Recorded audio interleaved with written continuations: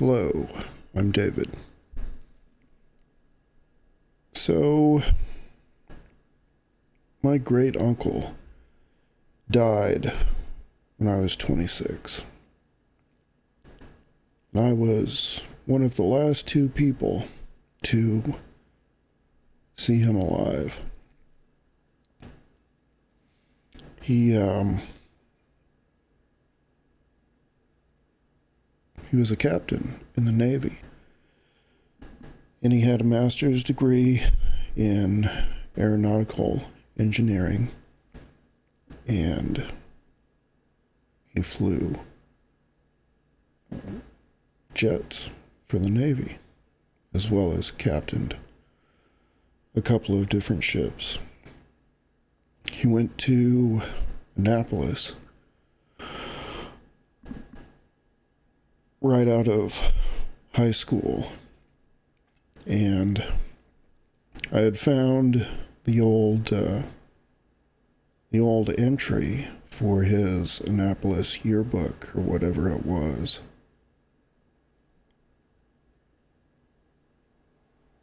Sometime after he died. And I remember reading it, and he must have been, I don't know, probably somewhere between 20, 22, 24 at the time. And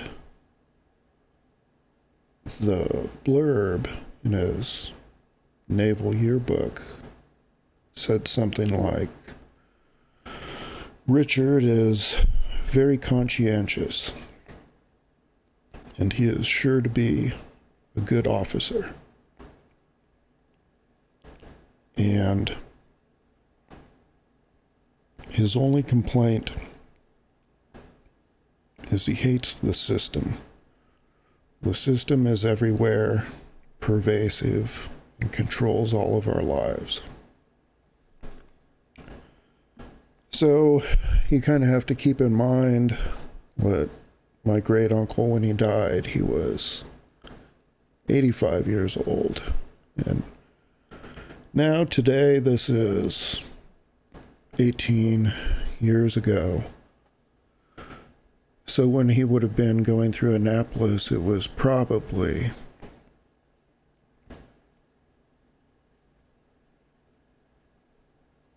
the late 30s or early 40s. So my great uncle had known about the system that controls all of our lives and is with us in everything we do back in the 30s and 40s when he was a young man. And he knew about all this stuff well before, the creation of the modern internet, and even well before they started developing the precursor to what would become the public internet.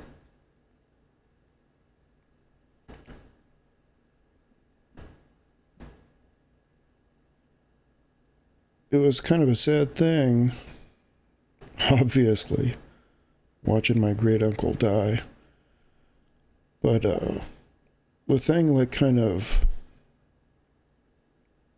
really stuck out to me watching it happen, I was, in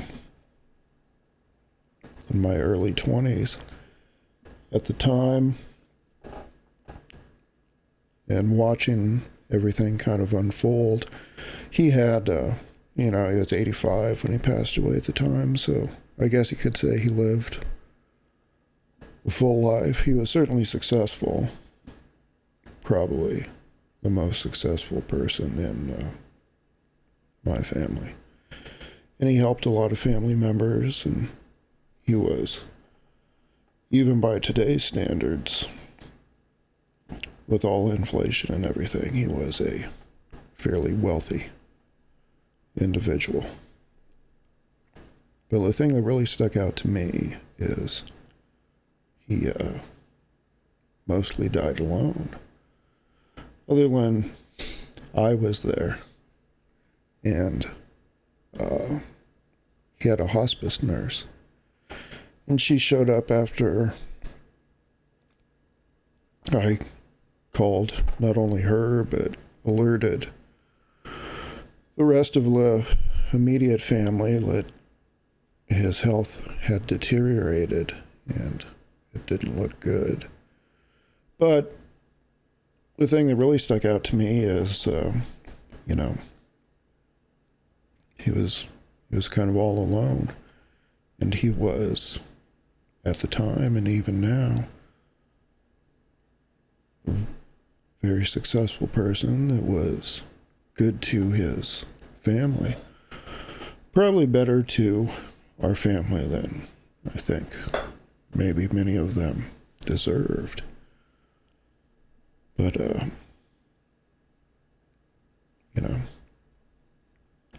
he had a first wife, and remember she passed away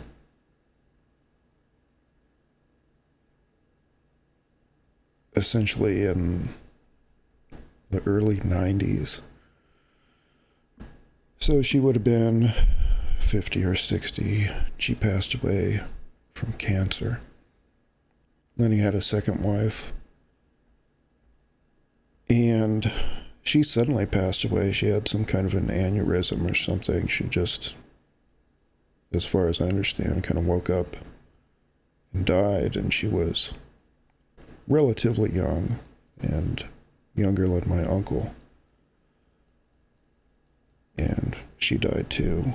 And I mention that because it was at that point, after the death of his second wife, that he kind of gave up entirely on life.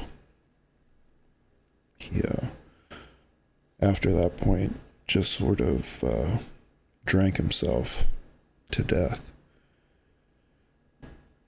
And I had some opportunity to spend a bit of time with him before he passed away. His health kind of deteriorated over time, which was not helped by the drinking. But for a short period of time, he went and lived in an assisted living community, and he did not like that. So he eventually transitioned into his own house, closer to family. And that by himself wasn't really sustainable because he had some health issues exacerbated by drinking. And then, he was frankly kind of depressed at that point, just drinking himself away. So various family members would kind of come over and help him shop or help cook for him or, sit and visit and whatnot. But as time kind of went on, he didn't do so well overnight. He would kind of have, I guess some form of dementia or delirium or something. He would kind of get confused of what was going on or where he was at, especially at night. So sometimes family members would stay with him, and eventually it ended up where I kind of became the de facto family member who would spend nights at his house just to make sure he was okay. I mean, I was younger, in my 20s, and I did not have much going on in life, so other people that were busy with work and family obligations, careers, children, and stuff didn't have as much time, and so it fell to me to some degree to stay there with my uncle and keep an eye on him.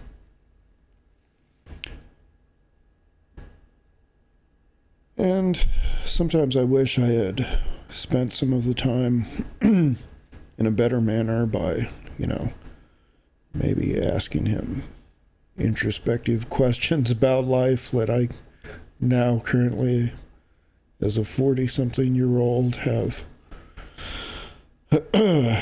unending questions about. But for the most part, we just kind of sat in his living room, and he'd like to watch old classic movies. We'd watch stuff like Gone with the Wind, or I don't know. I don't even know any of the names of the old movies at this point, but we'd watch a bunch of old black and white movies and chit chat. And sometimes we'd watch the X-Files or something.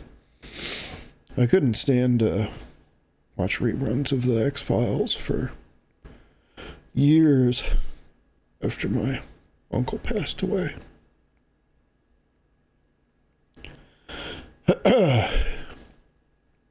Anyway, the point I guess I wanted to get to is I was one of the last people to see him alive.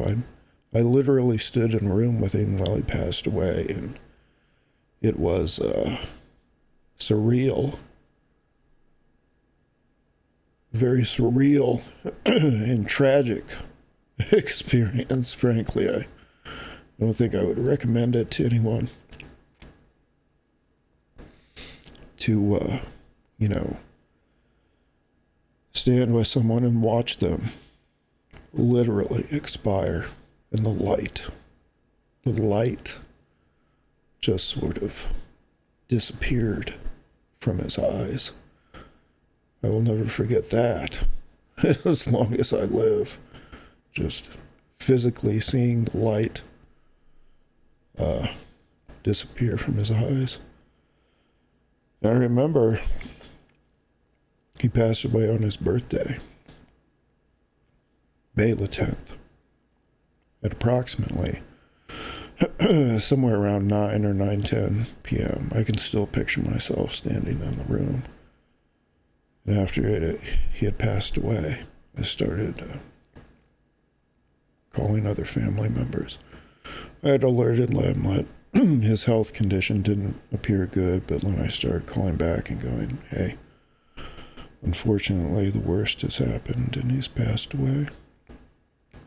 And I recall it was no less than an hour after that last call that the coroner showed up,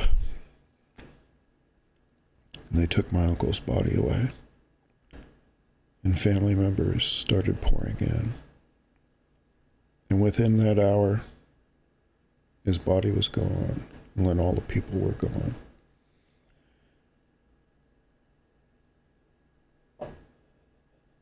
And over the course of the next few days or week or two,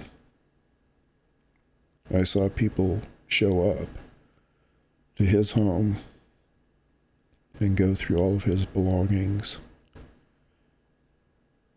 look at his stuff that I had never seen in my entire life. When he passed away, his estate, Lynn, had to be settled, and I remember there was something like 40 or 50 heirs mentioned in his will. And they all showed up looking for money,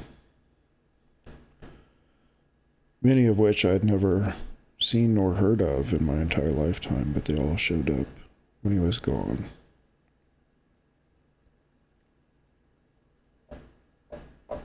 To get his stuff.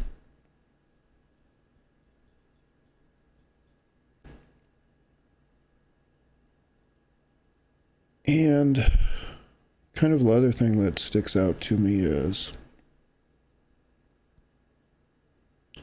it all turned into just being about dividing up my uncle's stuff. That's all that anybody that showed up seemed to really have on their mind as a topic of conversation is who gets what, when. They didn't seem to really care about the man that was gone and who he was and what he did. And much of what he did, really, frankly, was to help family members. They all showed up after he's gone. They didn't care about him. They just cared about his stuff. The last person with him was me. When I was kind of only the last person left, wondering why all these people show up and all they care about is stuff.